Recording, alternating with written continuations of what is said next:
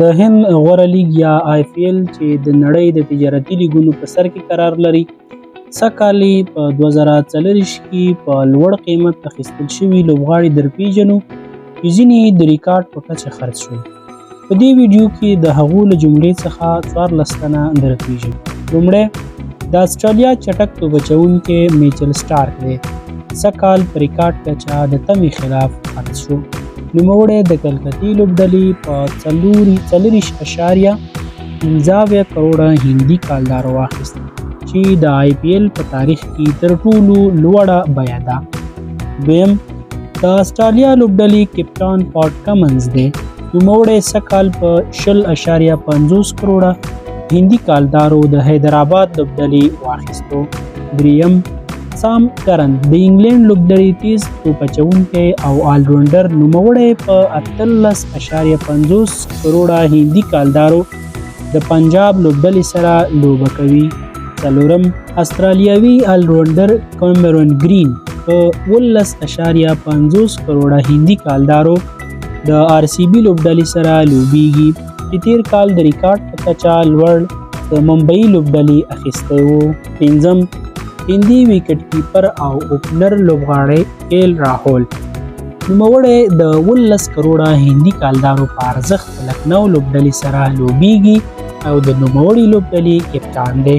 شپږم انډري رسل ویسټ انډیزي آلراونډر دی چې په 14 کروړه هندي کالدارو د کلکتې لوبډلې سره لوبیږي.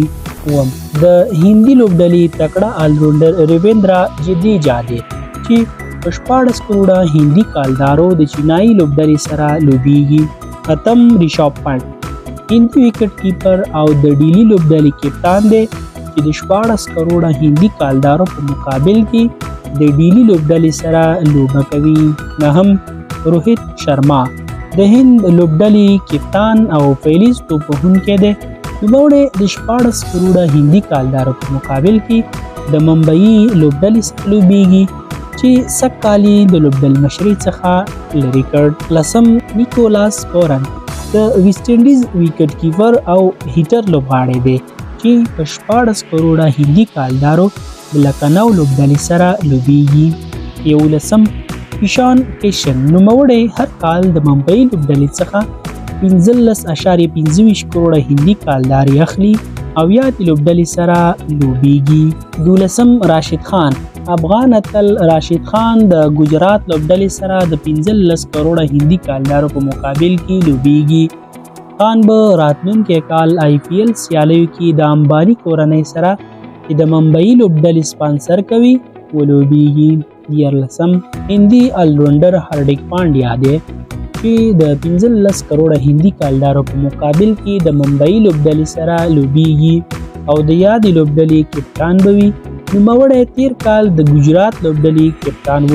وروستی یې د هند تاریخي لوبغاړی ویرات کوهلي دی چې د 15 کروړه هندي کالدارو په مقابل کې د RCB لوبډلې لپاره پیل کوي او د RCB لوبډلې د ملا تیر هم دی. نو دا هغه معلومات چې تاسو سره مو شریک کړل او تاسو ته مو چمتو کړي ول. که د کرکټ یا د IPL په اړه کومه پوښتنه لرئ نو په کمنټ کې راته ولیکئ.